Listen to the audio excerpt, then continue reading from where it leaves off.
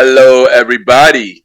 This is your boy Ken, aka Mr. Gentleman, and I am the host of Mr. Gentleman Lifestyle Podcast. If you are enjoying this show, you should also check out the Premier Boys Podcast, hosted by myself, Aaron Kintok Sands, the Star Rider Rod, and Long Live the Chief Mighty Mal, where we discuss many topics within the culture, from music, love, relationships, sex, politics, and many more.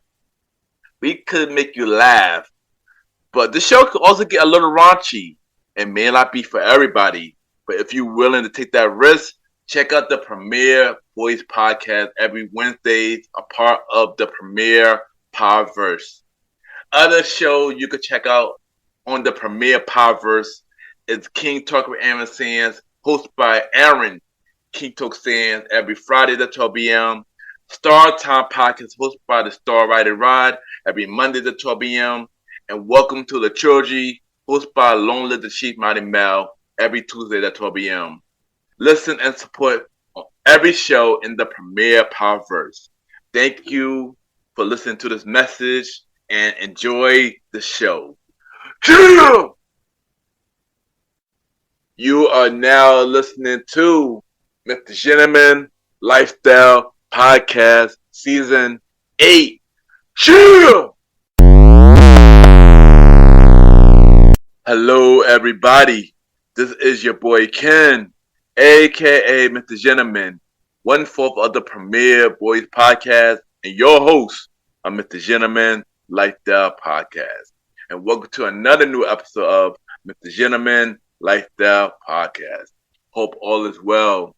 First thing first, I just want to thank everybody who tuned in to the Season 8 premiere of Mr. Gentleman Lifestyle Podcast. You know, it really means a lot, and I'm happy that y'all are through on this journey with me. And once again, I thank you. And on this episode, we have another Top 20 Countdown show. And of course, we got Jaylan back on the show where we discuss our favorite Top 20 Biopics movie. This was a really fun episode, and I'm happy for y'all to check this episode out. And y'all already know what to do. Sit back, relax, and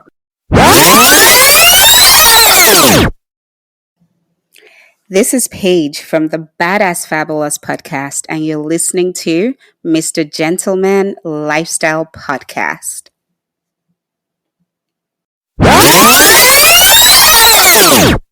welcome back, everybody. Welcome back. And at this time, it's time for Mr. Gentleman Facts quote of the day.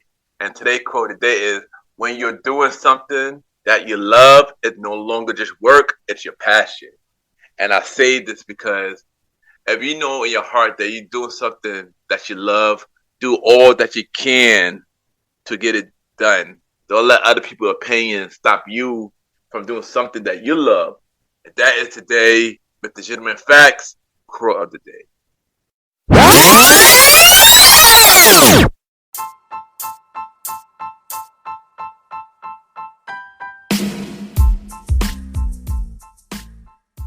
Hello, everybody. This is your boy Ken, aka Mr. Gentleman, and I am the host of Mr. Gentleman Lifestyle Podcast. And this commercial break is brought to you by Mr. Gentleman Lifestyle Podcast.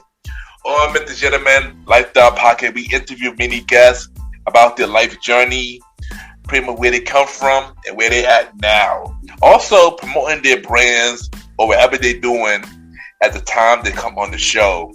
We also have the host talk about personal stories about himself and everything that he's been through. And also we have fun conversation about anything music, anything old school, relationships, wrestling, and many more. And y'all can tune in to Mr. Gentleman Lifestyle Podcast every Sundays at 12 a.m. We are also on every Thursdays at 12 a.m. for Spin-Off Series Thursdays, where we have all of Mr. Gentleman Lifestyle Podcast spin-off series all in one day, where we have a conversation about music podcast every first Thursday at 12 a.m.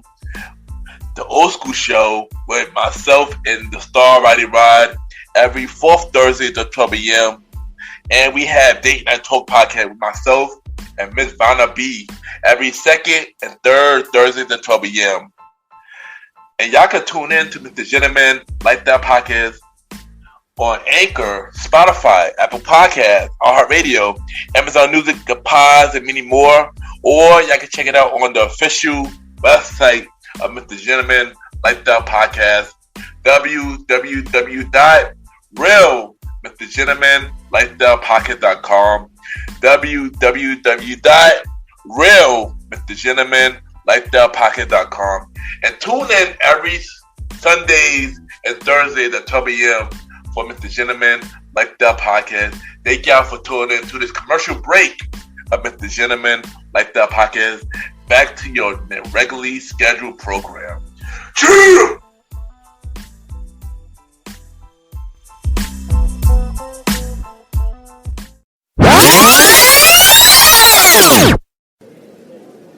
My name is Jaylan Salah, and you are listening to Mr. Gentleman Lifestyle Podcast.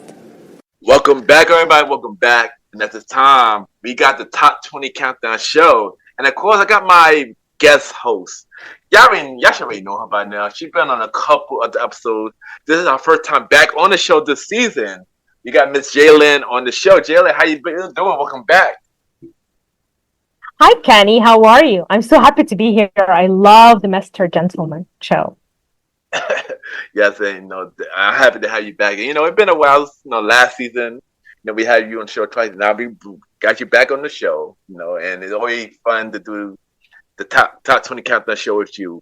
But this time we are doing our top 20 biopics, movies, or shows. So before we start the list, I got of course I got a couple of questions to ask you before we start.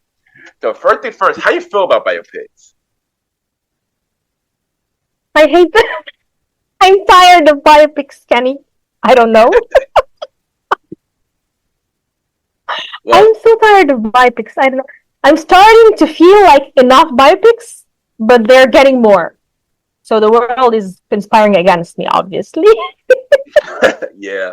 I mean, for me, I like biopics. Depend on the person and depend on who's writing it. Cause not all biopics is good, but I like when people tell their stories. But I like it when they tell it the right way and not just made up. I like it when it's the person really behind it, or person that close to the sources behind it. But yeah, I like biopics. I like biopics. But my next question, I got a few more questions. Next is, who do you want to see have a biopic who have not have a biopic yet? I think Madonna. Like, I want to see a Madonna biopic or a Britney biopic. Definitely. Like, let's get those women with tumultuous lives. Let's watch them. See what their lives are like. This is going to be fun. Especially if they get a good actress who can sing and dance and play the craziness of these singers. Other than that, I don't know. Charles Bukowski. Can we get a biopic about him? Famous poet. But someone who's deranged, couldn't go be brutal and bad and alcoholic. I want a great actor to play him. I know Madonna will be interesting. I got an easy person for Madonna.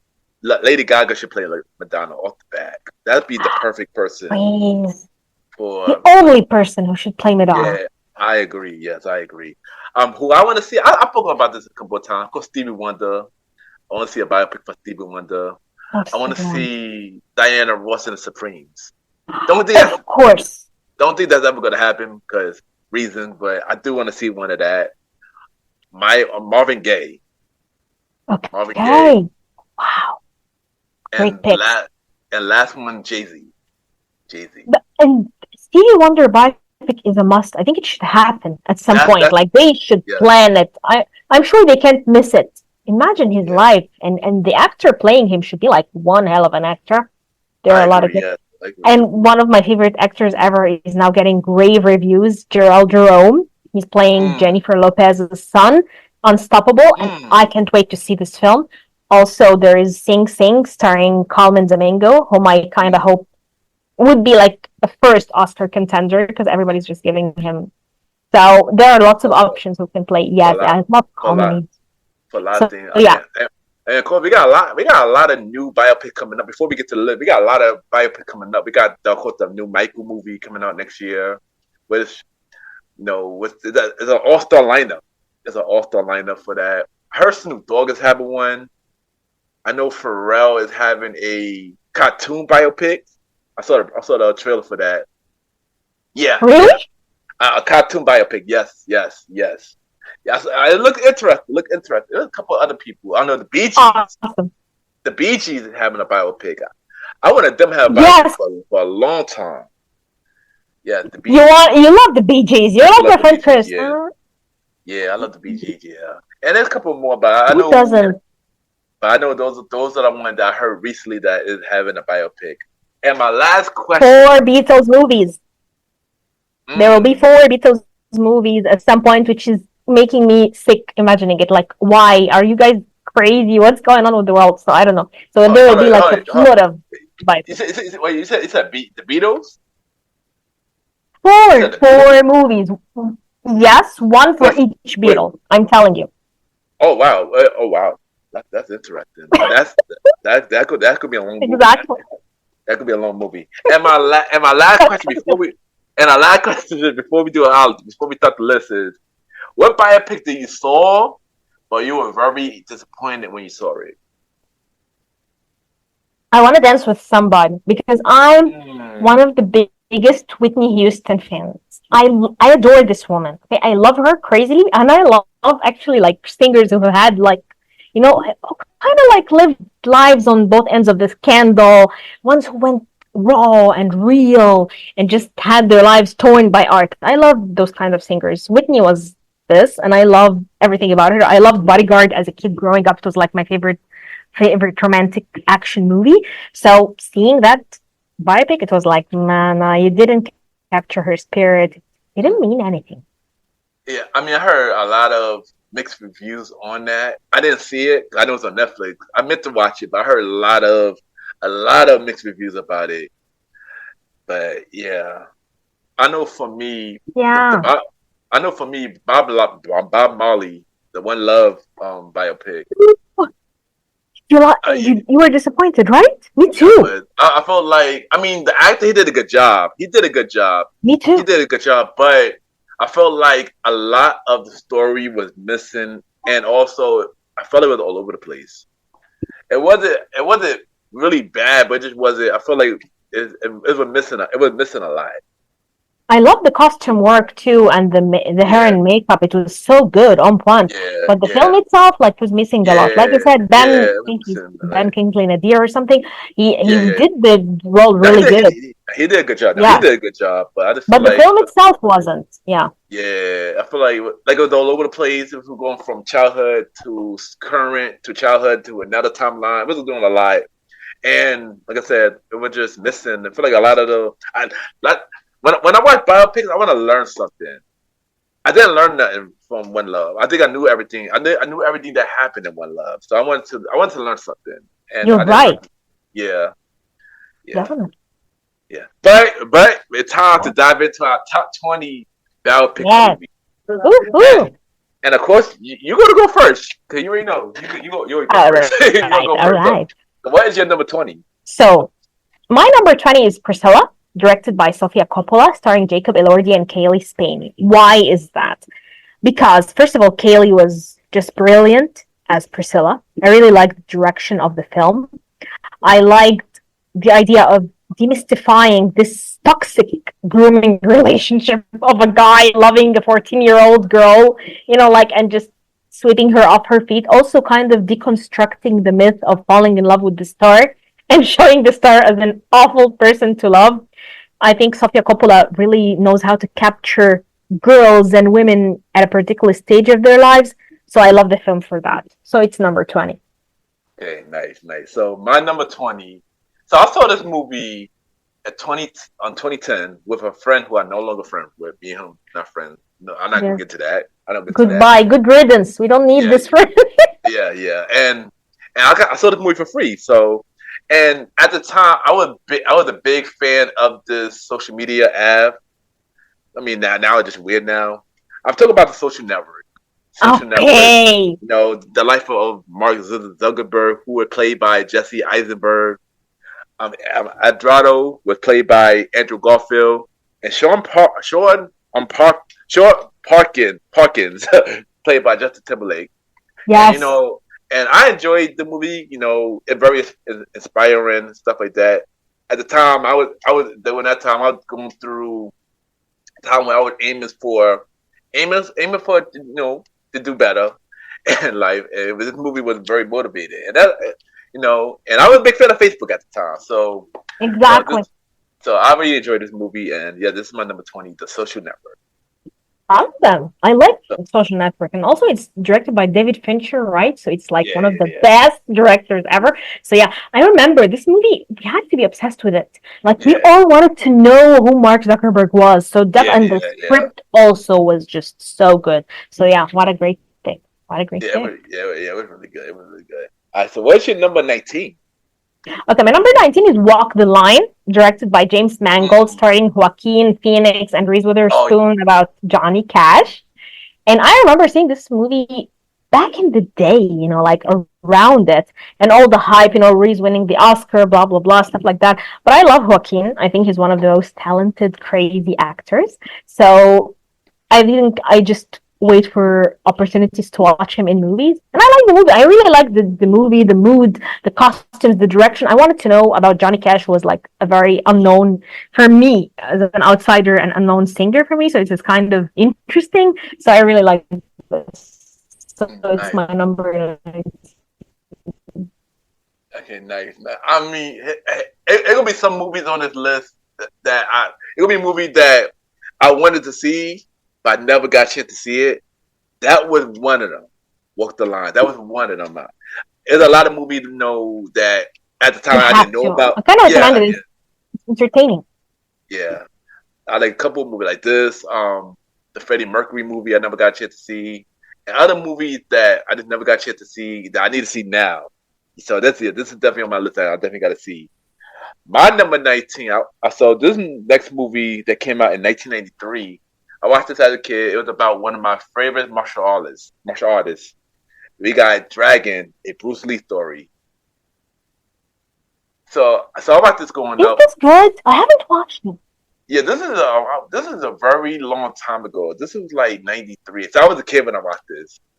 I was a kid. So I haven't watched it in a very long time. Of course, it's about the life of Bruce Lee, played by Jason Lee Scott.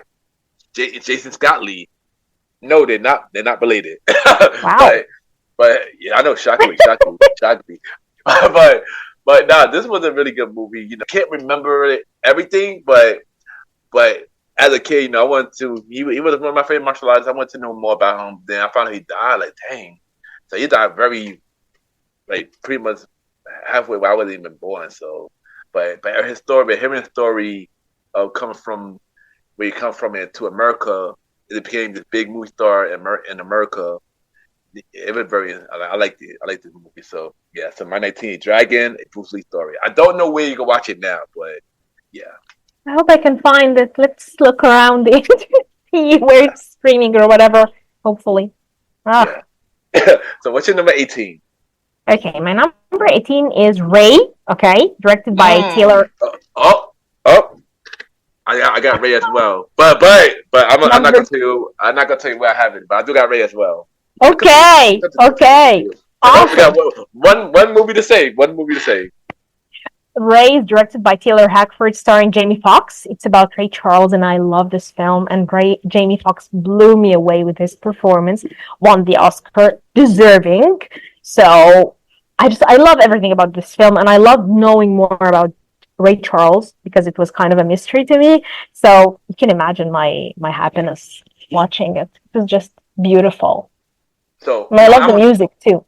Oh yeah. You know what? I'm gonna talk about it now. I'm not gonna tell you where I got him on the list, but I'm gonna talk about Ray.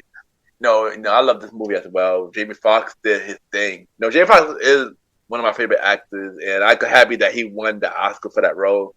One thing, Ray Charles picked Jamie Foxx off the back and worked with him before he died. Oh, wow. With Jamie, yeah. So Ray Charles handpicked Jamie Foxx to do this role. And I know doing this role, Jamie Foxx was having a lot of problems. He had to put stuff in his eyes and pretend to be blind for a long period of time, and it was a lot doing this process. But the thing was, worth it. Yeah, but it's worth it, exactly. And Jamie Foxx studied this man from everything, from the movement, the voice, the singing, everything, and he did And amazing. You know. and now that you're talking, Ken, you got this interesting idea in my head. How actors sometimes suffer a lot for the art. Like sometimes we Yeah, only take yeah, actors for, like, oh yeah, rich people, celebrities. No, no, no, no, no. Some actors really give it their all, and they yeah, get broken bones, and they get mental issues, and they yeah, go through a lot of hardships for a role, yeah. just to make us enjoy it and Yeah, to true. be appreciated. So really, films like that, like Ray and others, they make us Yeah, appreciate art more and more and more. Seriously. yeah, yeah. And it was a lot. It was a lot during the process, but he got it done. He won the award for it. And Jamie won. Jamie was nominated 2 years that year at the Oscars. He was nominated twice that year for Ray and Collateral. So yeah, shout out to Jamie Foxx. That was his year. Wow. That was his year. Shout out to Jamie. Yes. But when It was his year. It was his year. yeah, That's so true. but Love Jane. but when I get to Ray on my list, you see where I have him. But my number 18. So I got this BT biopic, a BT miniseries. So Okay. this was a biopic from another one that I also got on my list that I'm gonna mention a little later. So I got the Bobby Brown story. So Woody McClain played Bobby Brown, and it Okay. pretty much talk about Bobby Brown's life after he left New Edition. So from his solo career, from after he left, from when he met Whitney, and from I believe from not close to now, but more like probably like 2010, 2015, I think it's left off from there. And it was a good movie. You know, Woody McClay, he killed it as Bobby Brown. He was a very new actor during this time too. So for his first real role, this was really good. The woman who played Whitney, Gabrielle Dennis, she played a good role as Whitney. I think she did better than the I Want to Dance with Somebody Whitney. I I must think say. everybody should have done better than her. She Yeah, wasn't really good, I think. yeah. But for a television biopic, this is pretty good. And if you want to watch it, you can watch it on BT. Awesome. Okay. This is pretty good, yeah. So that's my number 18. So what is your number 17? Okay, my number 17 is La Vie en Rose, directed by Oliver Dahan, starring Marion Cotillard. It's My Life is a Rose, or My Life as a Rose. It's about Edith Piaf, the wonderful French singer. And her, like I told you, I love singers with lives, especially female singers. Ups and downs, drugs, alcohol, craziness, mental health problems. I love them because this is, I think, where they give their best. So Edith Piaf is the voice of France, at least old France, of course. She's like, we have a singer like her here in Egypt, Kulthum. You have this female icon of singing, like when you talk about, like a soul, or, like a famous female singer that you feel like the whole country, the whole nation is after her. This was France after Edith Piaf. And Marion, who is known for being a petite, beautiful woman, she like shaved this part of her hair, and she looked really crazy, and she played her with intensity. I think she won the Oscar. Yes. So, I mean, what more can you look for? It's an amazing film. I really recommend it, Kenny. And the songs are really good too. What it called? La Vie en Rose. La Vie en Rose. Okay. I'll send you the whole list after I finish. You have it all. You know. Yeah. All right. So one thing about this list, I do got a couple of deep movies on this list. Oh. So yeah, a couple of deep movies. Yeah. So this next movie, number 17, is a deep movie. I've seen this movie once. This movie came out 2021. This was around the time of the pandemic, and nobody was really going to the movie theaters. So I watched this on Max. And the movie I talk about is Judas and the Black Messiah. I want to see this movie. Is it good? Wow. It was. Let's just say it's a powerful movie. It's a very powerful movie, which is the life of Fred Hammond, played by Daniel. I can't pronounce his name. Coutier. I love him. Daniel Kaluuya, I think. Coutier, very amazing. No, he played on Get Out. He played on Black Panther. He played on And the Queen of beautiful Slim. movie with Jodie Comer-Smith, I think. Him and her. What is it No, called? Queen of Slim. Queen of I Slim. adore this. This film is like my favorite romantic film of the whole world. So I totally get it. He's brilliant, Daniel. Yeah, and then also we got William O'Neill, who played by Lakeith Stanfield. Yeah, and this is based about the Black Panther movement. I You know, love and it. how about the betrayal of Fred Hammond. And yeah, this was a really deep movie. You know, and very powerful. I had to add this on this list. You know, I will definitely watch it again. Oh, thank you very much. Exactly. It's a lot. It's a lot, but it's a very good movie. It's a lot. It's a lot, but it's a very good movie though. So you definitely should check this movie out. Yeah, it's a very powerful movie. You're getting darker on this list, Ken. This is not like you. Where is the happy, cheerful Ken who watches animated films? What happened to you? Don't worry. I got some light movies too. I got the light movie too. But that my number 17. The movie was directed by Shaquille King. Okay. Yeah, check it out. I think it's on Max. It's sometime being on Tubi. You can check it out on Tubi free, so you can check it out on Tubi. All right, what's your number 16? Okay, it's 127 Hours, directed by Danny Boyle, starring James Franco, and it's an intense experience that I will never repeat. It hurt me really, like it almost ached my body, but it was really good because I think it's about a situation, an unimaginable situation. You wouldn't even imagine it happening to a human being. So, and I went into it really blind, like I thought it was about a guy who was just climbing. I didn't even know anything about the plot. Unlike today, you know everything about a movie. No matter how you try to stop yourself from spoilers enter through your nose, your mouth, your friends tell it to them, everything. So I went into it blind, thinking it's a cool hiking movie or someone has an accident, But this intensity, and Danny Boyle is really good as a director. So yeah, it was such an intense experience. Gives me goosebumps to the day. And a real life story. So imagine. Okay. Sound like it's the movie. I gotta check that out. So my number 16. Okay, we gonna get we back to lighter bro right now. So this movie, I mentioned this movie before on one of our top 20 lists. Actually, we both had this on our list, on our top 20 list, and I mean, I had to add it on here because it's a biopic, and I do love this movie. Remember the Titans, 2000s, and beautiful. Of course, we got Hammond, Boone, who played by Denzel Washington, and yeah, what to say about Remember the Titans? Amazing cast from Will Passing, Will Harris, young Haley. It's about Coach Boone coaching a high school team and helped them out to legacy. This was a Disney movie, and you already know, amazing movie, Denzel Washington. Yeah, Remember the Titans. And you can watch it a lot of times too, because it's so endearing and lovely. Yeah, and you can watch this all the time on Disney Plus. So yeah, Remember the Titans. All right, what is your number 15? My number 15 is Amadeus, okay? Directed by Milos Forman. I hope I'm saying his name correctly. Starring F. Murray Abraham and Tom Holtze. It's about the rivalry between Wolfgang Mozart and Antonio Salieri. It's beautiful because it's not a movie it's not even a biopic, as in, let's put in the life of Mozart. It's about jealousy.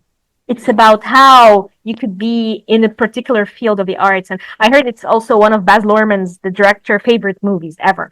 So it's about how I can be this person who I have everything. I have talent. I have been trained. I kind of like prevented myself all my life from focusing on anything but the arts. And then someone comes with talent and sweeps everything away. And a jealous person like Salieri would feel like, but why, God, did you give this person more than me? You know what I mean?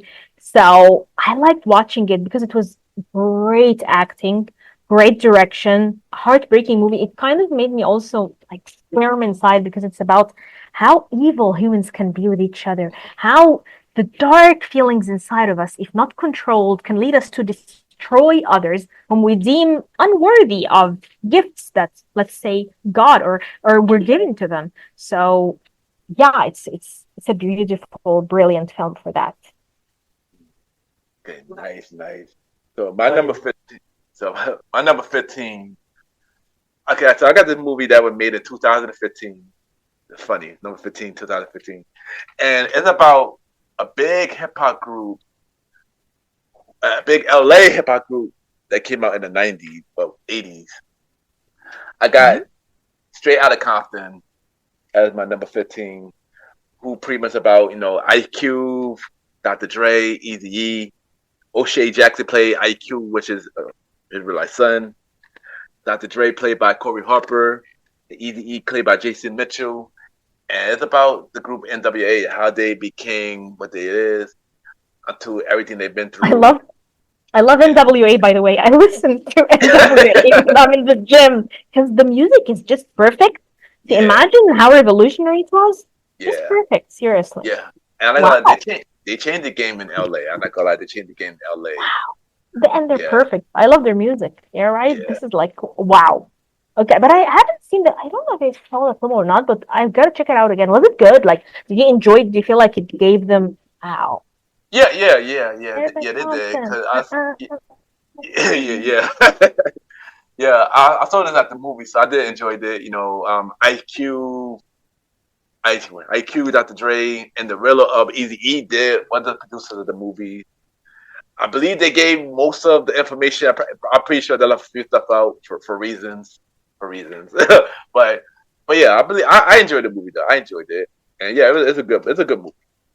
But I gotta watch it again. It's been a long time though, but I gotta watch it again. Straight Outta Compton, number 15. Yes. So what's your number 14? My number 14 is a movie that I just saw. Okay, it's 2024. It's called Dance First. It's directed by James Marsh, starring Gabriel Byrne, and it's about. I love this playwright. His name is Samuel Beckett. He kind of founded the theater of the absurd, where you break the fourth wall when you're interacting with the audience and stuff, and the way the theater of the absurd is just constructed, it was different from any plays or any, if you love reading plays or even watching plays in the theater, it's different. So he kind of revolutionized the whole thing. The movie was shot in black and white, very beautiful, and it was told from the point of view of the women in his life, like every woman in his life. So for me, this was like a feast. It was like something very exciting and very beautiful to put your hand on. And I couldn't believe myself. Like, I was supposed to I reviewed it for Geek Vibes Nation. And I was like, okay, let me see. But it blew me away. So it was just awesome to learn a lot about him too. When you have like a writer you like a lot and you learn about him. Like you said, biopics are supposed to be educational in a way. Tell me information about the subject. So this one gave me an insight into him. So it deserved being on my list. Nice. So my number 14. So this movie came out in 2021. I saw this in my house because we were in the pandemic. Yeah. And this movie is about an artist who died a couple of years ago. She's a legend. And this artist handpicked this person to play her before she died. There's another one like how Ray Charles picked Jamie Foxx. This artist picked her to play her before she died. And they worked on it before she died. The movie I talk about is Respect, 2021. Aretha Franklin, who played by Jennifer Hudson. Hey, wow. I haven't seen the film. Oh, I love Jennifer Hudson so much. She's just amazing on her voice. So definitely Aretha Franklin would pick her. Wow. Yep. They started filming it in 2018. But it was hard because they didn't know who to pick, and then they picked her. And then literally, like I believe next year, she died. But but Jennifer, she did her thing in this movie. I gotta see this again. I did see this once, but I did enjoy it. But one thing I gotta say one thing though.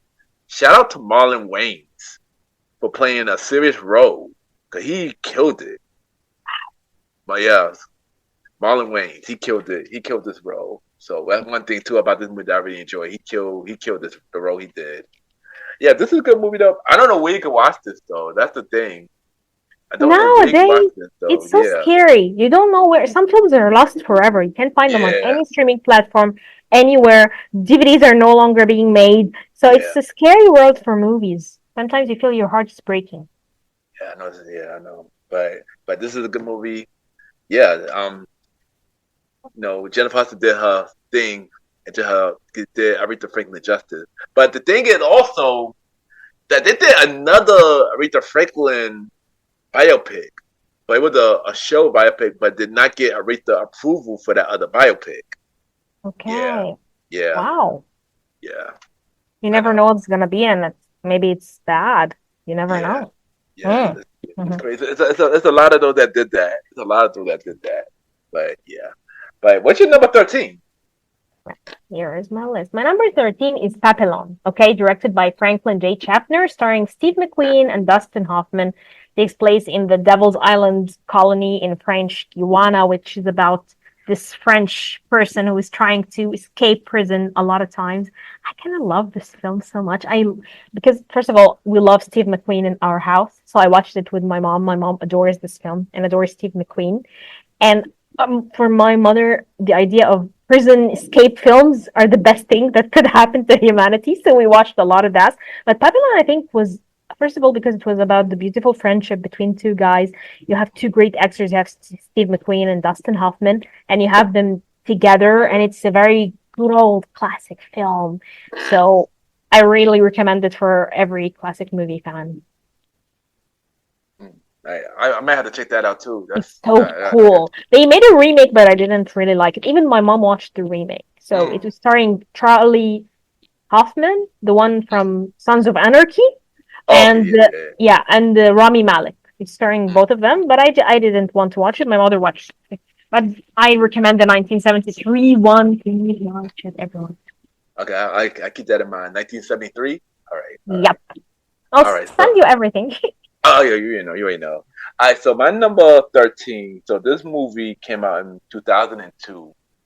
This is another deep movie, but it had a happy, but it had a happy ending. It had a happy ending though. This was Denzel Washington's directorial debut, and he also starred in this movie with a also debuting Derek Luke. I got Antron Fisher as my number 13. Okay. Yeah, this was a really dark, really deep movie. He grew up as an orphan who was molested as a kid, who his foster mother didn't treat him really bad. He went to the army, and pretty much he met Denzel character, and pretty much his life changed for the better. And then ended up finding his mother, ended up finding his other family members. And he found love, and he learned how to read and stuff like that. Yeah, it was a powerful movie. Let's just say it was a powerful movie. I saw this with my father and my sister when I was younger. So, but this was a really powerful movie. Shout out to Denzel for his directorial debut, because this was his first movie he directed. And shout out to Derek Luke for his first movie. He did an amazing job for his first movie. He should have got nominated for this role. He did an amazing job for his first role. And yeah, Antron Fisher. He didn't get nominated? I don't think he's not for this role now. Ew. Yeah. Oh my God, a lot of great artists get, like unrecognized or don't, which is why if they don't give Daniel the Dweiler a nomination this year, I'm writing, because this woman deserved the nomination for Till. So they can't ignore her this year too. Right. I'm sorry. I don't care if you have your Nicoles, you have your Angelinas, you have your whatever. Danielle deserves to be on the list. She is a great artist. It's her all. She eats the roles she plays. And I hear the piano lesson is just amazing. So I can't wait. I heard about that. I heard about the piano lesson. But I also got a couple of more people on this list who should have got nominated for the Oscars. But when we get to that, we get to that. So what's your number 12? My number 12 is Serpico. Okay, it's directed by Sidney Lumet, starring Al Pacino, about policeman Frank Serpico and fighting corruption in the New York police. And I think it's a great film. It's actually won an Al Pacino marathon at some point in my life, and I would watch all his earlier films. This one was on the top for me. It was just so good. Nice. And it's Sidney Lumet too, and he's one of my favorite directors ever. I just love him. Nice. So my number 12. So earlier I spoke about the Bobby Brown story earlier, but now it's time to talk about the new edition story that came out in 2017, which is also a BT miniseries, and they had an all-star cast for this movie. As I said earlier, Bobby Brown played by Woody McCain, Johnny Gill played by Luke James, Ricky Bell played by Elijah Kelly, Bashard Y.G. Gray played Michael Bibbins, I.G. Smith played by Ralph Tresman, and Ronnie DeVoe played by Keith Powers. And they cast this movie right. Everybody from New Edition, they cast younger them good and the older them good, and they sing really good too. And this was a really good biopic. I was impressed by BT for this biopic, and yeah, this is really good. This is something that they did good for recent. So yeah, the New Edition. You also have to send me this list. You mentioned a lot of good ones. Like, you have to send me your list at some point. So do you. So you mentioned a lot of good ones. So we gotta share each other's lists. But yeah, this was a really good bio. But this was a really good biopic, and the New Edition story. So what is your number 11? Wow, we about to get to the top 10 already. I'll get to the top 10. Your number 11. Okay, so number 11 is very weird. It's a strange French movie, The Story of Adele H. Okay, it's directed by one of my favorite French directors, Francois Truffaut, and stars, if you know her, she's so beautiful, Isabelle Adjani. In Possession, in the old 1970 Nosferatu, she's one of the most beautiful faces, I think, that were on screen. And it's about Victor Hugo's daughter, Adele, who falls in love with an officer and in the military, and he doesn't love her back, and this kind of turns her life upside down. A very passionate woman and unrequited love with a guy, and she just loses it, like this love story destroys her. It kind of ends her. So it's a beautiful film if you want to watch it, and it's based on a true story too. Maybe some historical accuracies have been done for creative purposes, but still it's a reality. And for me, it was strange, like to make a film about Victor Hugo's daughter, other than him, the famous writer. So I wanted to know why he did it. And when he's strange. Like, it's a strange film. You want to watch it, if you want to enjoy it, but don't go in with any expectations. But I just... Okay, so my number 11 is the movie that came out 2001. This was a really good movie from this actor. He got recent backlash, but this movie, he did really good in this movie. The person who this movie was about handpicked this person to do this role as well. And I got Ali at my number 11. Also. Okay, Muhammad Ali played by Will Smith. Okay. Also in this movie. She was also in this movie.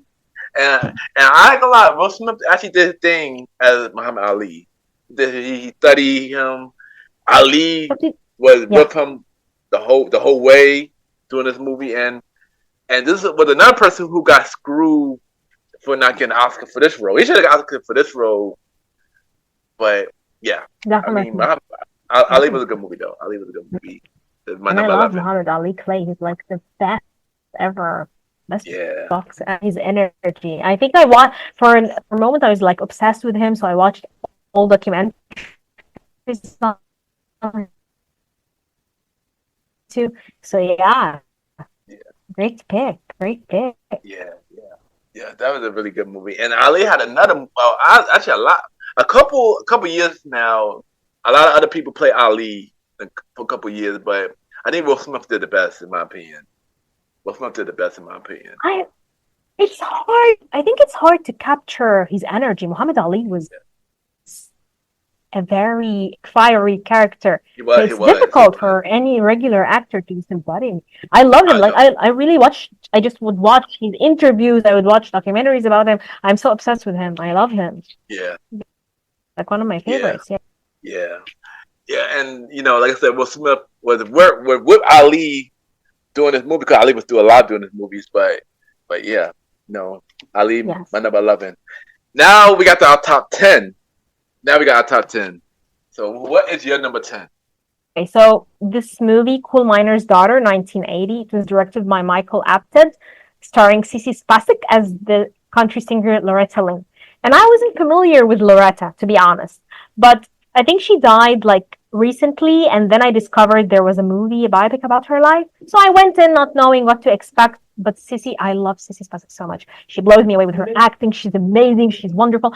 So the movie just put me on, and I saw the struggles she went through, the hardships, how she was so poor. So I don't know. I love this film. It's like one of my favorites. It's really just a favorite, not even as a biopic, but as a movie in general. Nice. I might have to check that out too. So my number 10. You have to. So my number 10. Okay, this is a deep one. This is a deep one, and this is a very deep one. And I think you could relate to this more than me. But I enjoyed this. But you could relate to this more than anything. I think you got this on your list. I hope you got this on your list. I mean, because it's one of your favorite actors in this. Netflix had this, I believe, I think a 5-part miniseries about the 5 young men, and they went through something that didn't deserve it. But of course, they got justice at the end. Yes, yeah, that is my number 10. And I go like, this was really powerful when I first saw this on Netflix, and I didn't know about the story before I watched this. So when I watched this and everything that it had been through, which is terrible, it was really terrible. But the acting was amazing. One of the best miniseries ever made. Yes. Ever. Yeah, I agree. Ever. Yeah, I agree. And the injustice, those kids, it killed me. Like this series killed me because these are kids. We're talking about kids. Yeah. You know what I mean? Like this is what killed. Like, and there's a scene, brilliant child actors, brilliant mother actors playing mothers. When I think one of them was like, "Mom, nobody loves me," and he's in he's in like juvie center or something, and she's like, "I will love you. I will love you. A love that will encapsulate you. That will be more than anything. Your pain, my pain. Your tears, my tears." And when I like, what a brilliant acting from this brilliant. It was. And Jerome, of course, there playing one of, and he had a whole episode for him to showcase his acting talent, and he was just brilliant. I love this series. What a great pick, Ken! What a great pick. It was, man. And the Central Park 5. Yeah, Central Park 5. Yeah, this was powerful, and I had to add this. Because, it was. Oh, jeez. Yeah. It's just hard to imagine it. Like I can tell you, it's just they're kids. Like what would like when I was watching I was crying. Like I was crying throughout because these are kids. How could this even happen? So what a kid. I did shed a tear because it was and you can never watch it again. It's hard. Yeah, exactly. I can't watch it again, but it's amazing. And shout out to Ava. DuVernay. Ava DuVernay, She was after this. She kind of took on this project. Kudos to her. Brilliant. Brilliant lady. Definitely. Very, very, very. Yeah. When They See Us is my number 10. All right, what's your number? Ooh, I know that was a lot. That was a lot. Let's brighten up a little bit. What's your number 9? Hopefully you got something brighter. Me? You're coming to the wrong person. Everything else is bleak. Oh man. All right, what's your number 9, Miss Jaylan? Okay. So my number 9 is a very sad story too, but it's a story of like resilience and like after the aftermath of something horrible. It's Stronger, directed by David Gordon Green, starring Jake Gyllenhaal and Tatiana Maslany. And it's like I was researching this film because I was interviewing the hair and makeup person who usually goes with Jake Gyllenhaal to his films, and He personally is his hair and makeup designer. And I was researching his films, and then I realized, oh, Stronger, I didn't see it. I usually watch Jake's films. And it blew me away because it was about Boston Strong, this guy who lost both his feet.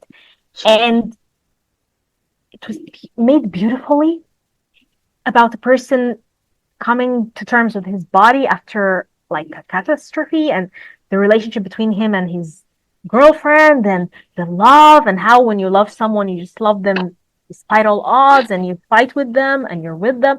And it's done very beautiful. Like there were scenes where I was just crying throughout. Like, it's a beautiful film. It's touching. Yes, it doesn't have a sad, bleak ending, but it's difficult to watch. Like, it's a difficult watch, but it's worth it. I swear, it's just so worth it. I feel like I definitely heard that one before. Yeah, I definitely heard of it before. I might have to check that out too. When we send each other out, listen. Yes. Number 9 is a movie that came out in 1989.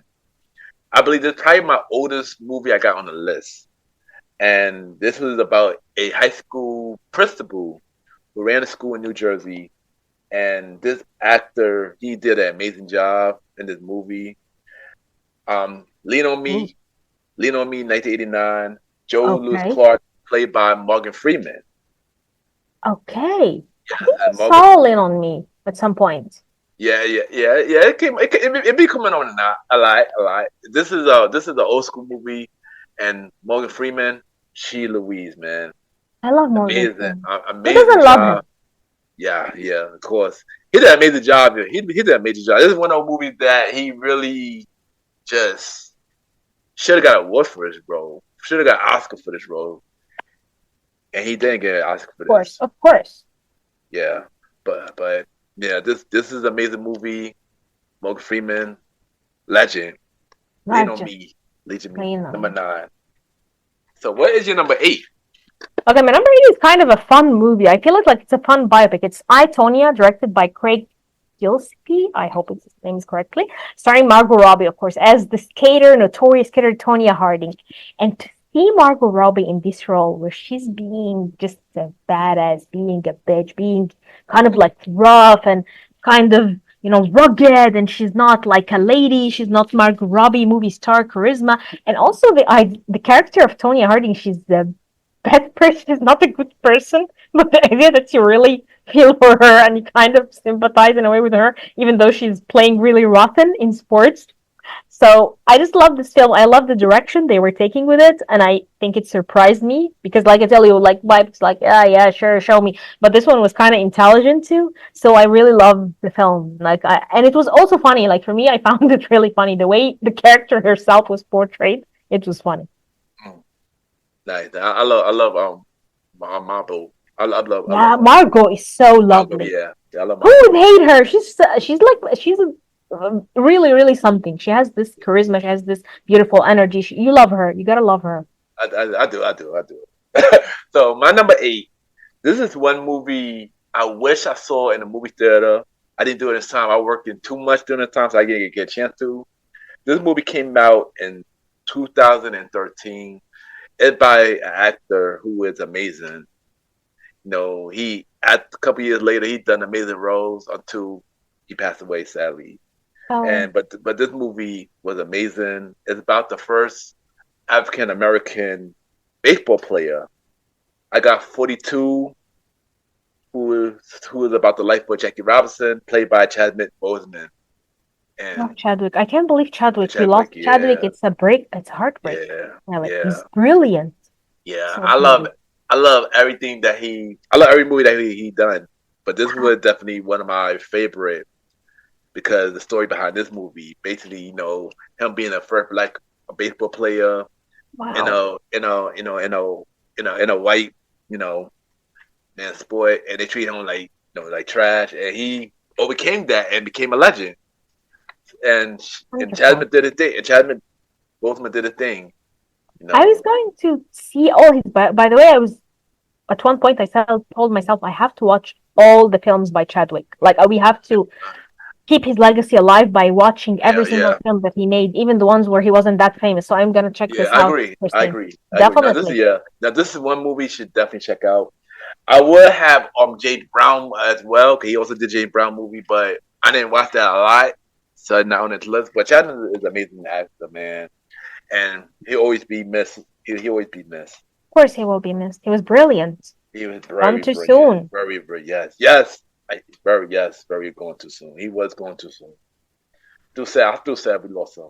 Too sad we lost Very much, because he was just a like a star. He was really a him. movie Yes, star. yeah, he was. He And was. and He I was. kind of okay, so because you mentioned this, don't you think that now we need like a black movie star? I feel like we're lacking that. Like I feel like it's all of a sudden like white guys. What happened? In the 90s, we used to have Wesley Snipes, Will Smith, you have Denzel, and you have like even there was like Martin Lawrence, there was Eddie Murphy. Like you had a lot, and they were competing, and their movies were breaking box office. But now I don't feel consistent. I don't feel the young ones Yeah, are finding their way. You would put your hopes on Michael B. Jordan, but where is Michael B. yeah. Jordan? Mahershala Put them on Ali your head, right? is trying to make even I think I Like, saw this oh gosh, yeah, exactly, yeah, and there's this tweet where guys, can you believe that Mahershala Ali is an Oscar winner and yeah, he's not working enough, like we can't yeah, see yeah. him I enough. agree. What is Agree. going Yeah, on? So yeah, I think they're killing the talent, and we need the talent up front, taking roles, acting like we used to have in the 90s. So and even yeah. the oats. So I don't know, it's kind of frustrating me for some point. No, I agree. I mean, we had one person. Of course, we had Jonathan Majors at one point, but then what happened with him was kind of messed up his where his going. But Yes, yeah, I agree with you too. We do need a new black exactly. actor. One You who know, every to year puts yeah, a movie after, like, and we had yeah, Jamie Foxx at some point yeah, playing like great roles in big films. So yeah, where is he? Where is this actor? We need yeah, him. We need him yeah, now to be after yeah. him. Yeah, we definitely need one in our generation. Right, we really Exactly. do We need need one in one in our our generation. gen. That's so true. That's so true. I Yeah. agree. I agree. But what's your number 7? My number seven is this very depressing film. You're gonna kill yourself if you watch. It's Gia, directed by Michael Christopher, starring Angelina Jolie. And I think this was one of her best roles to date. Like she made earlier stuff. I mean, she made later stuff that she got an Oscar for. I didn't really care for, but if they were willing to give her an Oscar for something, this role in particular, she played the doomed model Gia Karani, who died very, very young because I think her life spiraled out of control. You know, like the life of models in the past. I think now they're well protected more, where it's Yeah, just bulimia and drugs and just a lifestyle of partying. And of course, poor her, she was always deprived of love. She couldn't find anyone beside her. So to overcome loneliness, she would embark on these drug trips and stuff. And I just broke my heart because Angelina was very beautiful in this film and she played it really beautifully, but also she went through some dark places to bring it out. So I think it's worth it. Like, yes, it will make you really sad at the end, but it's worth it. yeah. That sounds like a good movie, and Very good movie. I love Angelina Jolie. So yeah, Beautiful. And she's very humanitarian too. I love this side of her, to be honest. yeah. Right. So my number 7, it's a sad movie, but he overcame it. He overcame it. This is What another movie. happened? Yeah, this is another movie. This movie came out in 2006. I did not see this in the movie theater, but this is one of those movies where I appreciated as I got older. I didn't appreciate it when it came out at the time, Okay. but it's played by another person who I just had on this list. I got The Pursuit of Happiness, played by Will Smith, played by Christopher Garner, and Yeah. Jada Smith, played by his son.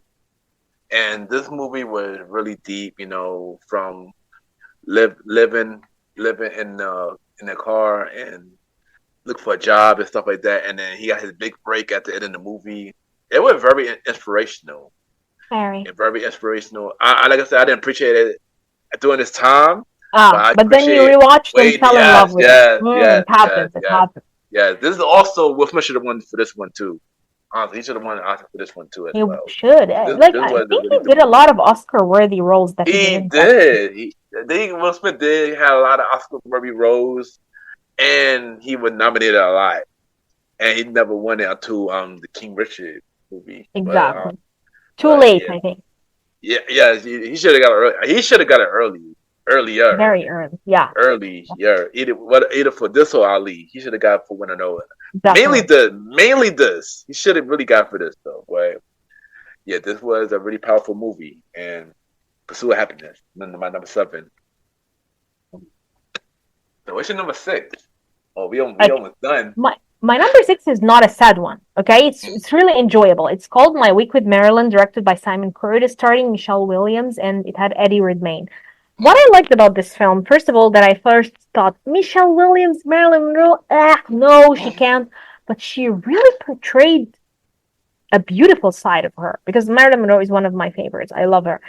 But she really did her very beautiful, and it was also just a small portion of her life. The time where she was married to Arthur Miller, shooting The Prince and the Showgirl with Laurence Olivier, and all the problems that came from her trying to adapt to the English way, British way of directing and sets and stuff, and of course the problems that she was going through.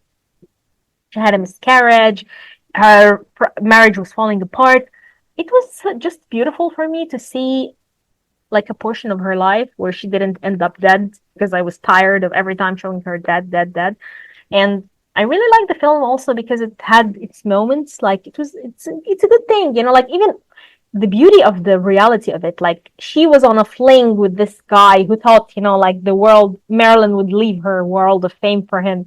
And she was kind of like, I'm an actress, like I go on these adventures every time and then. So I like even the realistic aspect of it, how he perceived the relationship or the casual fling, the romance, and how she viewed it and how it ended. So I really like it. I think it's also very enjoyable because it brings you scenes. If you love The Prince and the Showgirl, and I love classic movies, we should have our top 20 classic movies. I'm telling you, we will blow each other's brains out.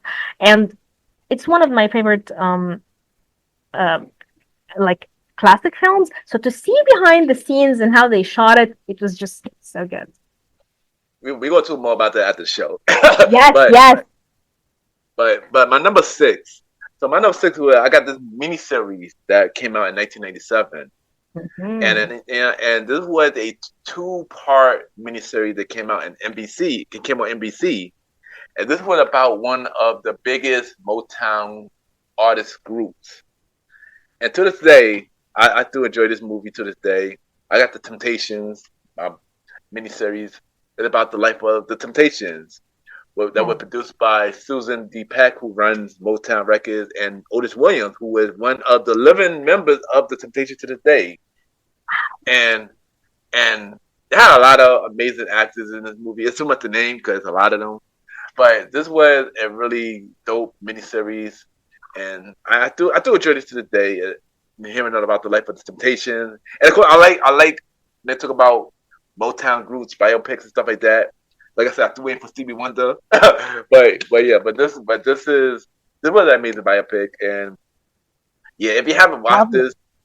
I haven't. No, you tell me a lot of things I haven't watched. You give me like a great cinema education after the podcast. Well, you can watch this on Tubi. It's on Tubi right now. You definitely watch awesome. It.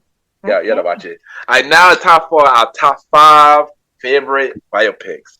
And I got a strong feeling out of one of these 5, you might have the same thing. One of these 5. I know one of them for a fact. One of them I know for a fact. I'll see. One of them for a fact. So let's see. So what's your number 5? My number 5 is I'm Not There, okay? Directed by Todd Haynes, starring all these amazing people playing different fictional characters or stages in Bob Dylan's life. And I'm not a big Bob Dylan fan. Like, it has Christian Bale, Cate Blanchett, Richard Gere, Heath Ledger. I'm not big on Bob Dylan. I don't really buy his music. But this film is not for just Bob Dylan fans, which is why I'm not really excited about the new Bob Dylan biopic. I don't really care. I don't want to see Timothée Chalamet playing Bob Dylan. I just don't care. But this film was just so creative. It's so inventive. It's so cool. It's amazing to see It's amazing to see Cate Blanchett being a guy. Like, it's so awesome. So yeah, I just love this film so much. I love Todd Haynes. He's one of my favorite filmmakers ever. And this film was like one of him going wild and creative. I hope he goes back to doing that. All right, there you go. All right, so my number 5. I'm gonna say this. It was hard picking these 5 movies. It was hard listing them in this correct order. Yes. I enjoy all of them. Temptation was supposed to be in my top 5, but these 5 was the ones that I really love. And so my number 5, I got this movie that came out in 1997. It's about this singer, and this amazing singer who's no longer with us. And Selena. Selena's my number 5. Oh, wow, J-Lo. Played by Jennifer Lopez, yeah. Oh, I love Selena. And I gotta thank my aunt, because she introduced me to this movie as a kid. And I'm not the biggest J-Lo fan as an artist, but she did her acting. I think as an actress, she's better than a musician. You know what I mean? Like, I agree. She's just so mid. But as an actress, she has many good roles. So I totally agree. I agree. And she killed in this role. She killed it. She played Selena really well. I do feel this is better than the Netflix version of Selena when they had the series. I watched it. I never finished it, but me too. But yeah, Selena is a classic, and yeah, Selena is my number 5. What you got for number 4? Okay, for number 4 is Born to Be Blue. It's directed by Robert Boudreau, starring Ethan Hawke and Carmen Hugo, who is a very beautiful actress. I wish she was in more roles. And he's playing Chet Baker, one of my favorite jazz musicians. And she plays one of his muses, like one of the women. But I think I loved the part with him and her more than anyone else. Because there's a scene where she's like, love me like you play your trumpet or something. And I was like, what? And the music was so beautiful. I love this film because it played Chet Baker not from a very, very precise biopic point of view, but more of the impression of him and what his life might have been. Also, he had like this tumultuous life too, which I love. I just think it's a beautiful like melody in the middle of the day. Like when I watched it, I was like, wow, look at these shots, look at this frames and stuff like that. All right, so my number 4. I'm shocked that you did not see this movie yet. You might have it. I could be wrong. But I'm shocked you didn't see this movie yet. So this is from 1993, and it's about an artist who recently passed away. Literally, I believe she passed away last year, either last year or this year. It's played by an actress who should have won for this role. She should have run for this role. And to this day, we always talk about this. So I think you know who I'm talking about. And it's my number 2, man. I know what you're talking about. I got What Love Got to Do with It. Tina Turner played by Angela Bassett. Ike Turner played by Lauren Fishburne, who also was nominated for this role too. I didn't know that. I didn't know he was nominated for an Oscar for this role either. And he played it brilliantly. Are they crazy? Yeah, they played. Yeah, both of them. Oh my goodness. This film is spectacular. This film is so good. I can't believe. Yeah, and you know Angela Bassett. Almost everything she played is amazing. Amazing actress. This movie was amazing. Yes. Played a wonderful icon, and the film is just so beautiful. And she captured her energy beautifully, and also to see how hard her domestic life was, how she was just brutally hurt and beaten. It's just so beautiful. It's spectacular film. It's like my number 2. My number 2. And you killed it for me. Thank you. And I'm happy that after everything she'd been through, her life went way better, and she left. Exactly. She thrived after she left him. Yes, it was so bad for her. And she alleged to this day until she passed away recently. But you know, Tina Turner, rest in peace. All right, Tina. What Love Got to Do with It? My number 4. Yeah, legend. So what's your number 3? Legend. My number 3 is Elvis. Directed by Baz Luhrmann, starring my favorite of all time. I knew it was coming. I knew Elvis was on the list. I was waiting for you to mention it. I was waiting for it. Exactly. It's then when I first saw that, it's starring, of course, my favorite Austin Butler, whom I love, and I think he is one of the reasons that elevated the film. Because now when I watch, like Priscilla, my love for Elvis Presley as a musician kind of decreased. maybe there are faults and flaws with the film. Tom Hanks in a tracksuit wasn't just something that you like, but I think what made this film that iconic was Austin's performance. He was really brilliant in it. He really played the role. He gave it his all. He gave it his heart. He really went deep into it, and I think this is what mesmerized us. Like, this is what made us, when we were in 2022, like, what is this? Not for Elvis as an Elvis, but for him, what he did, what he brought to the table. So yeah, it's definitely my number 3. I know we spoke about this. We were doing our top 20 favorite movie, and you told me to watch it. Yes, I still haven't watched it because it wasn't on no streaming service. It recently came on Tubi, so I will be able to watch it now. So I will watch it. Even if you don't like Elvis, I totally understand. I'm not a big. You have to. I'm not the biggest fan of Elvis the artist, but yeah, I would check out this movie because Jaylan recommended it, and I believe that. And Austin is a very good actor. He did a great job. Yes, exactly. So I would check out the movie. Whenever I come back on Tubi again. So my number 3 is a movie that came out in 1982. This is a powerful movie that I saw as a kid. Of course, as a kid, I didn't understand it. As I got older, I understand it. This movie was made by Spike Lee. And this person who played this person should have won an Oscar for this too. He didn't win an Oscar for this. He won an Oscar later. Don't tell me. Uh-oh. What do you think I got? What do you think is what guy? Malcolm X. Yep, that's my number 3. Yep, Malcolm X. That's my number 3. Denzel Washington as Malcolm X. I will kill you. This is my number 1. You killed it. Oh wow! You killed it for me. Oh wow! You killed my first 2. What am I doing in this episode? I should probably leave. Oh wow! Oh wow! Malcolm X. Denzel was brilliant. He was brilliant. Brilliant in a person. Yes. And they weren't going to give it to him, of course, because Malcolm was a controversial character. They weren't going to give it to him. So, but he played. First of all, the film is brilliant. I love Spike Lee. He's one of my favorite auteurs. I think he was an author. If he was in France or Europe, they would have hailed him like an auteur of cinema. You know what I mean? Not just a regular director. This guy really creates worlds. This is a brilliant film. Yeah. Fun fact about Spike Lee. I always see Spike Lee every here and there because he always have events. I always see him live. I never met him close up. So hopefully one day I meet him close up. But yeah, I wish I would meet him. I wish I would interview him. Like, imagine getting inside his mind. Like, me too. Wow, how are you the way you are? Yes, me too. But Malcolm X was an amazing movie. Jeez. I learned so much about Malcolm X doing this movie, and Denzel really killed this movie. So yeah, he should have won the Oscar for this, and that's my number 3. You already say your number 2 is What Love Got to Do with It. Yes. Well, don't worry. I said it already. Don't worry. Don't worry. You already blew my number 2 too. Ray was my number 2. We're around each other. Yeah. And you said Malcolm X was your number 1. Yes. So what is yours?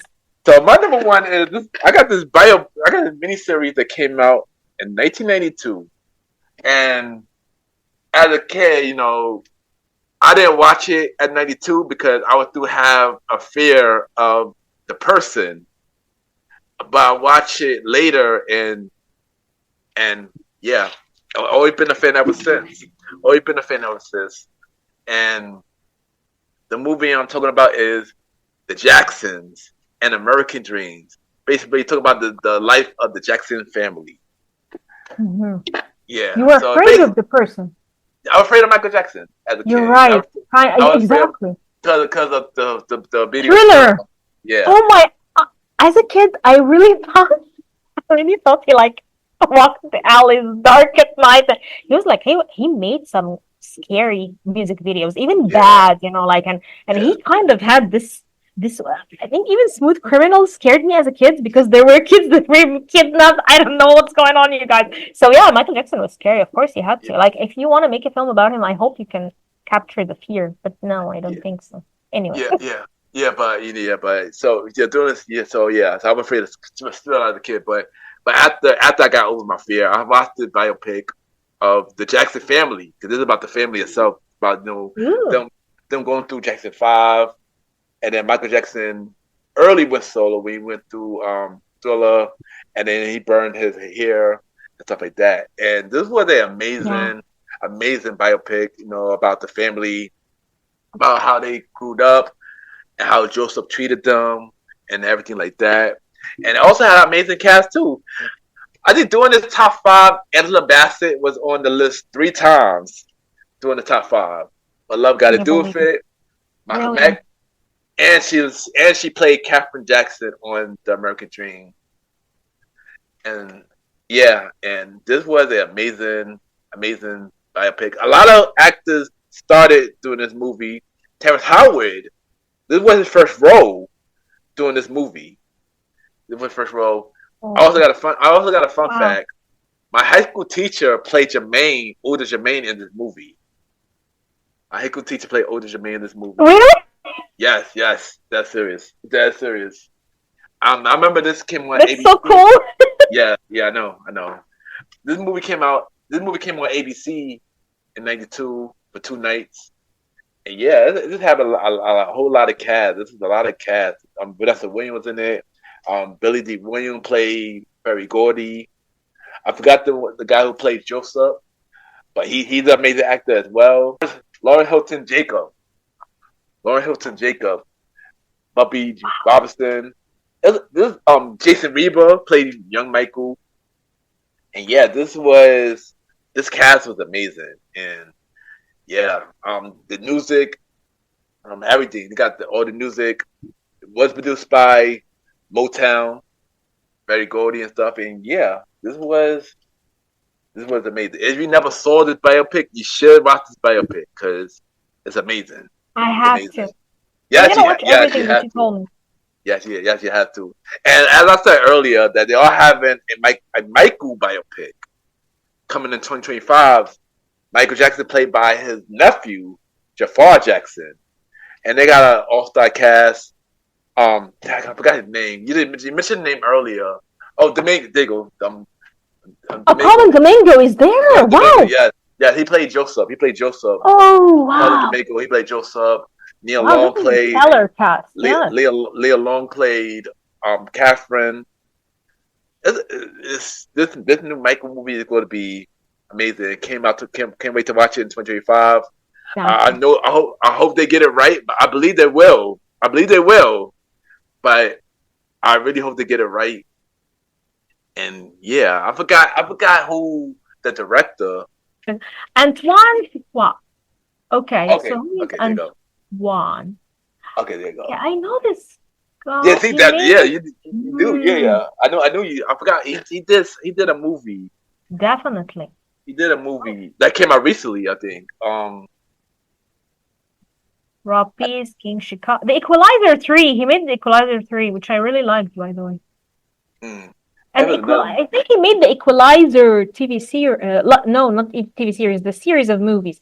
He started with Equalizer 2 and then 3, and he made Southpaw by Jake Gyllenhaal, which was a good, by the way, boxing film. And he captured boxers in really intense. I love boxing movies which kind of show us, like faces and pain and stuff like that. So I think Antoine Fuqua this is a guy who would make the gritty. I don't want it to be pop sugar, fluffy biopic. I want it to be dark because Michael was dark. I wanted to capture his pain and his darkness and what they did to him. Because a lot of people kind of use this poor guy like they do with all artists, and then they kind of like wear them dry, like what we hear with Matthew Perry, and how they would give him like illicit drugs until the poor guy passed, R.I.P. So I think Michael was the same case, and these people are usually not protected. No one is there for them. No one stands by their side, and they're vulnerable. So I hope they capture the darkness. From what I heard they capture everything. They're going to be honest about this. They're going to be honest about it, and that's why I really want to see it, because they're going to be honest about everything. Exactly. Like they're not going to sugarcoat it, nothing. And I think the family approved of it, and the family approved of this. So that's what I want to see as well. When a family approved the biopic, it's gonna be good. Yes. So I'm looking forward to Michael, and you gotta check out the Jackson and American Dream. It's amazing, and that's my number 1. So one last question before we go: What is a biopic that you watch that haven't made your list? I know this was hard to make. There is a lot of biopics I think that I watched and didn't make my list. So give me your top 2.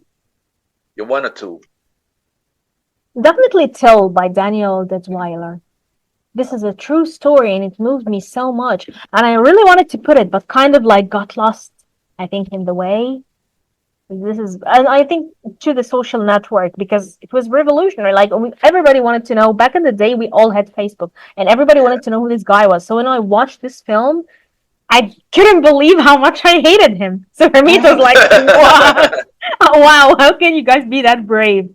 It's not a biopic, but I think it's beautiful. Spencer by Pablo Larraín, which depicted not Diana, but a fictional life of her, like a fictional version of her, which I thought was better than just the biopic, which gives you the person, because sometimes you want to see how they felt, how the world felt around them. So these 3 would have been definitely on my list. Okay. Till, of course, where Daniel Detweiler deserved to be nominated, deserved, and Social Network and Spencer. I do have a see Till. Yeah, I wanted to see Till, but I do haven't seen it yet. I definitely gotta watch it. It's just so hard. It's so hard. I swear, you have to watch it on a good day. Don't go there. Like it's really difficult, but it's worth it. So me, movie that didn't make my list. The Wolf on Wall Street is one. Leo. It's so good. You're right. It's so good. Yeah, it's so good. Only reason why I didn't put it because I only watched it once, but I did enjoy it. I did enjoy it. That's one. The Birth of a Nation. That's another one that came. Yeah, that was a deep one. That was too deep. Too deep. I watched it at the movie theaters. At the end of the movies, it was quiet. Yeah. It wasn't quiet because it was bad. Because it wasn't bad. It was quiet because it was deep. And nobody said, lost for words. They can't even speak. Nobody said. Yeah, it was quiet, and and he was supposed to be nominated, but then stuff that happened with him in the past, it turned out it wasn't even real. It was a lie. And he was another person that could have done big things, but something along the way messed up his career. It was a lie. It was a lie. And something else. I did have one more on my list that I was supposed to add. This list was hard to make. This list was hard. Exactly. There's a lot that of course you missed a lot. What can you do? Like, there's a lot of great biopics. Yeah, exactly. So you just had to sacrifice some. Oh, right. Oh, yeah, the James Brown movie, Chadwick Boseman. Yeah, that was another one. That I just said that earlier. That was another one that's supposed to make the list. But since I didn't watch it too much, it didn't make the list. But, yeah, but, thank you, Jaylan, for coming to the show as always. This was a really fun episode. And thank you for sharing your list. And you already know it's always fun to have a conversation with you. So thank you for coming on again. Always fun to talk to you. Thank you, Kenny. Thank you so much. I love coming here. Yes. And you're always welcome on Mr. Gentleman Lifestyle Podcast. But of course, before you go, drop your social media where everybody can reach you, and drop where every new project that you're working on. Everything you're working on right now. I'm working on a really good piece for In Session Film website. It's an amazing place that I write for. I think this is the main now. I'm interviewing a lot of artists, which I love, on the J interviews. And also there is the J reviews, where I hope you will come and we will talk about a new movie soon. Oh. Definitely. And you can find me on Twitter on Jaylan_Salah. This is my Twitter initial, or X or whatever. And on Instagram, Jaylan Salman. And of course, the J Days YouTube channel, where you find my interviews, my movie reviews, my chats with fellow cinephiles and film lovers. And I hope you enjoy. Yes, there you go. And I'm waiting for you to bring me back on the J Days reviews, because I enjoyed the last time when I was on it. And let me know. And thank you, and we'll be right back.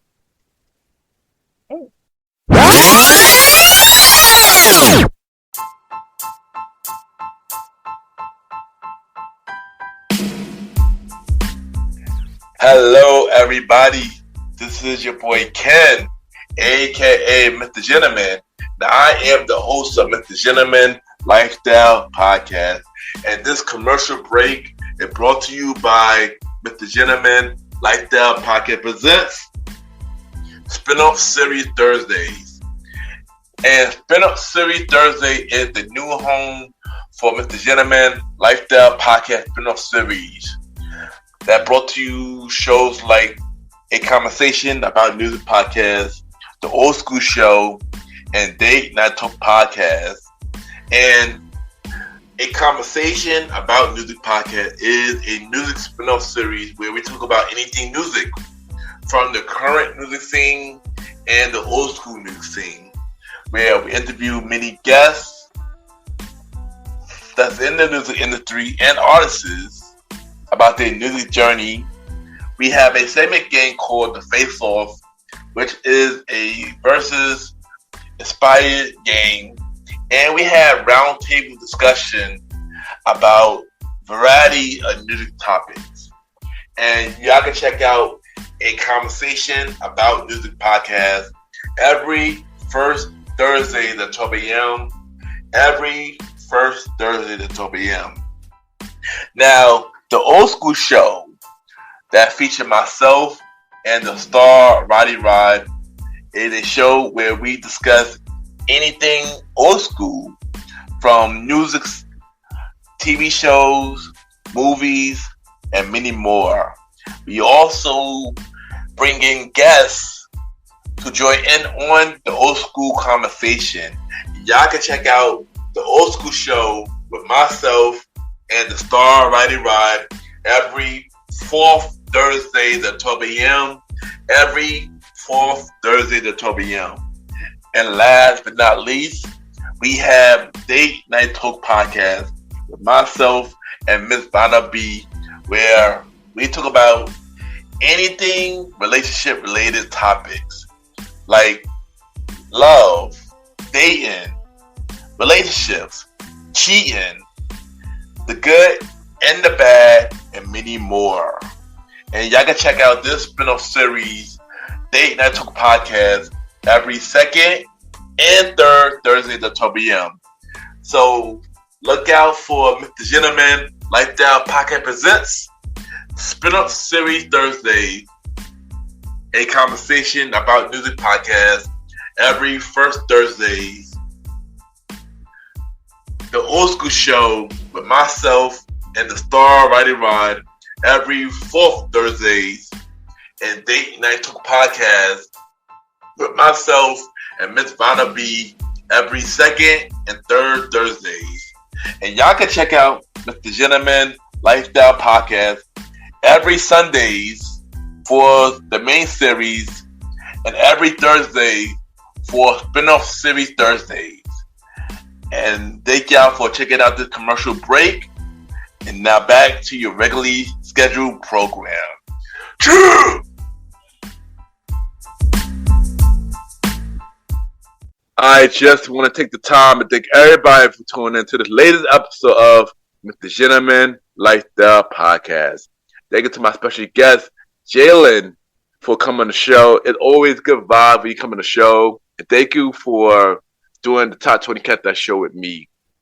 And she will be back at the second half of season 8 in 2025. And when she be back, we have a major announcement about the Top 20 Countdown show. So, yeah, once again, thank you, Jaylan, for coming on the show. Always good conversation when you come on the show. And y'all already know where y'all can check out Mr. Gentleman Lifestyle Podcast every Sundays for the main series, every Thursdays for Spin-off Series Thursday, where we have shows like A Conversation About Music Podcast every first Thursday at 12 p.m. Date Night Talk Podcast with myself and Ms. Vanna B every second and third Thursday at 12 p.m. And the Old School Show with myself and the star Roddy Rod every fourth Thursday at 12 p.m. Spin-off Series Thursday will be returning in January of 2025. Save the date. Spin-off Series Thursdays will be returning in January of 2025. Once we get the official release date for each shows, I will keep you posted. Spin-off Series Thursdays will be returning in January of 2025. You can check us out on Spotify, Apple Podcasts, iHeartRadio, Amazon Music, Good Pods, and many more. Y'all can rate the show 5-star rating on Spotify, Apple Podcasts, Good Pods, the Pod Chases. The more y'all rate the show, the more people know about Mr. Gentleman Like That Podcast. You can also subscribe to us on YouTube at Ken, aka Mr. Gentleman Like That Podcast. Ken, aka Mr. Gentleman Like That Podcast. If you want me to get on Mr. Gentleman Like That Podcast for the main series or any other spin-off series Thursday show, send me a bio about yourself and everything that you do to my email at ypgent@gmail.com or hit me up on social media, Ken _ Mr. Gentleman. I repeat, Ken, KEN _ Mr. MR Gentleman, GENTLEMAN, and we can set something up because I am still looking for guests for the rest of season 8 of Mr. Gentleman Like That Podcast, even season 9, and many more. So hit me up if you want to be a guest on Mr. Gentleman Like That Podcast. I am always looking for guests. You can check out other shows that I am a part of. You can check me out on the Premier Boy Podcast with myself, Aaron Keto Sands, the Star Rider Ride, and Long Little Chief Mighty Mal. New episodes every Wednesday at 12 p.m. Also, check out other shows in the Premier Podverse. King Talk with Aaron Sands, hosted by Aaron. King Talk Sands every Friday at 12 p.m. Star Time Podcast, hosted by the Star Rider Ride, every Monday at 12 p.m. Welcome to the Trilogy, hosted by Long Little Chief Mighty Mal. New episodes coming soon. Listen and support every show in the Premier Podverse. And y'all already know what time it is. It's time for everybody's favorite segment. It's time for Mr. Gentleman Like That Shoutouts, where I shout out 4 shows and get them their flowers. The first show that we're going to mention for Mr. Gentleman Like That Shoutouts is Hippo Wellness, hosted by Cindy, who is a part of the Unfiltered Studio Network. And this show pretty much discusses everyday life and many more. And this is a really good show, very insightful. And yeah, check out Hippo Wellness. The next show that we're going to talk about is The American Dreams and the Eyes of Immigrants, hosted by Haiti De La Cruz, who discuss with many guests, talk about their life journeys as being an immigrant and many more. This is a very good show. I love hearing her stories that's going on in the show. And we have her actually as next episode guest on Mr. Gentleman Like That Podcast. So I can't wait for y'all to hear this episode. And shout out to her for being a podcast nominated podcast host. So yeah, The American Dreams and the Eyes of Immigrants. The next podcast show that I'm going to talk about is Podcast for Profit, hosted by Morgan Franklin. And this podcast show pretty much discusses a lot of podcast tips about how to make a podcast, how to deal with podcasts and social media, and many more. This is a very dope show. If y'all need tips about anything when it comes to work on a show, you should definitely listen to the show. It's really dope. And last but not least, we have a podcast shout out favorite, 12-3 Talkback, hosted by Victoria J.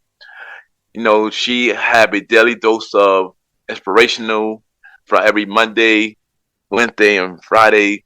She interviewed guests about people like journeys, and she have a new segment called Queen Table Talk, where she round up a lot of amazing women and discuss about what's going on in the culture and everything in the world, everything. So check out 12-3 Talkback, hosted by Victoria J. And check out the 4 shows that I mentioned for Mr. Gentleman Like That Shoutouts: Hippo Wellness, The American Dreams and the Eyes of Immigrants, Podcast for Profit, and 12-3 Talkback.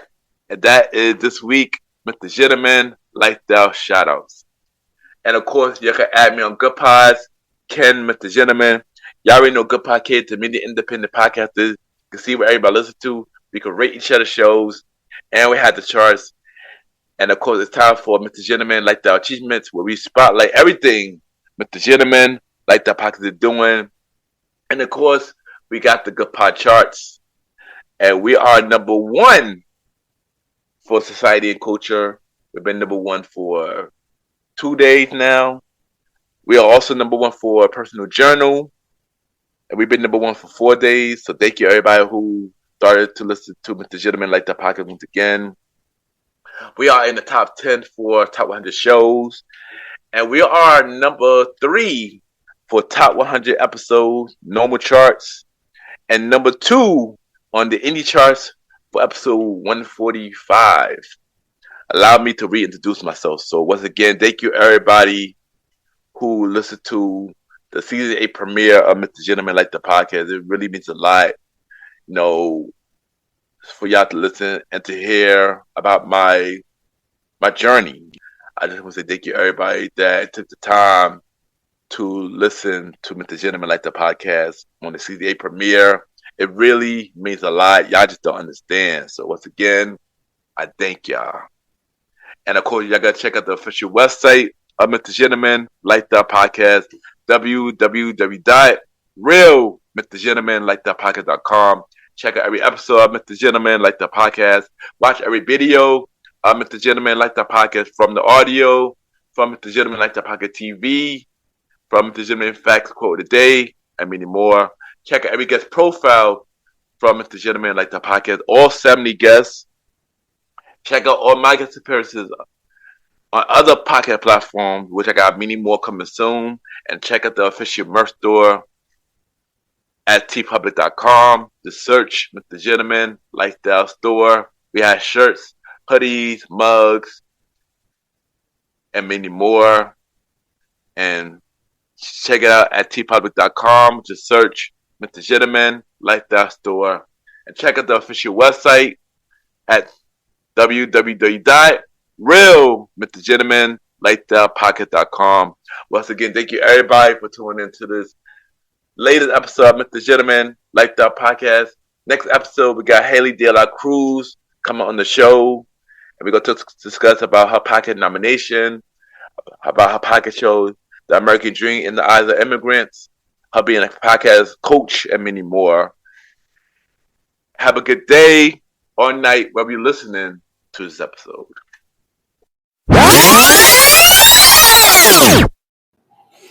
My name is Brianna Lightfoot Smith, and you're listening to the Mr. Gentleman Lifestyle Podcast.